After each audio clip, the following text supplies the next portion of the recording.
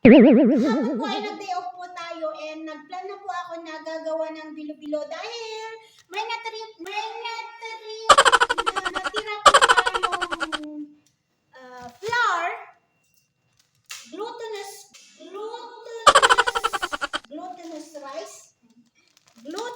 rice, okay? Got it. Una po ay lalagay mo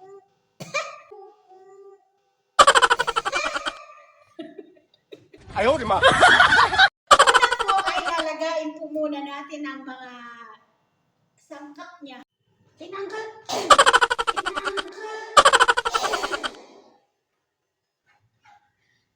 ko na yung saging at naluto naman na. Bumukas pa nga, oh. Bumukas ta. So, eto na. Naano natin yung sahog na ano ba yun? Na natin. So guys, sa tingin ko, okay na. So guys, sa tingin ko, okay na siya.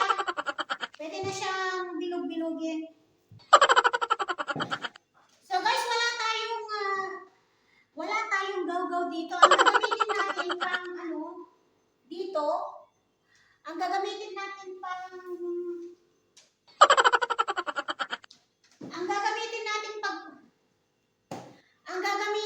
pagpagulungan nitong bilo-bilo, itong flour, ay cornstarch.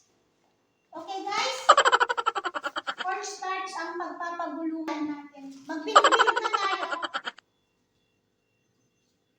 Paano ba? Ay! Hindi! Guys, hindi mabilog. Parang parang matigas. Dagdagan mo kaya ng tubig. Dagdagan natin ng tubig. Oh. Parang matigas. Nagdagdag bawas na naman tayo, guys. Oh. Kanina.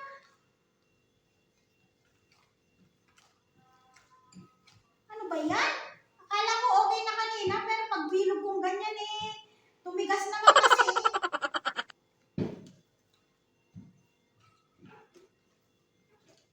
Okay na siguro? O lambutan pa natin? Lambutan pa ba natin, guys? Yun.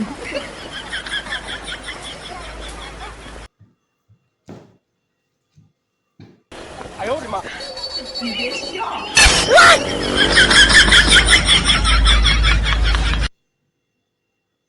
Ayaw, di ma.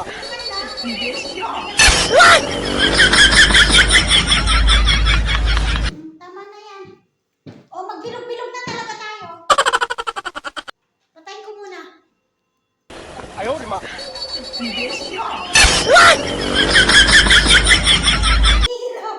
Mahirap magbilog-bilog.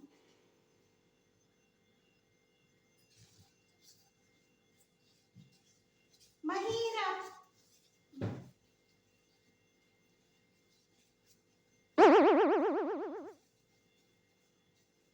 Konti lang siya, guys.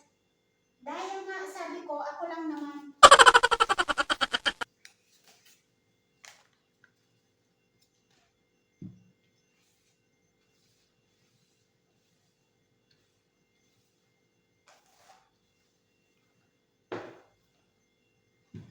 So guys, bisikan natin ng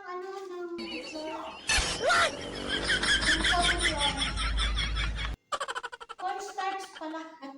Bisikan natin ng cornstarch. Ay, dito pala.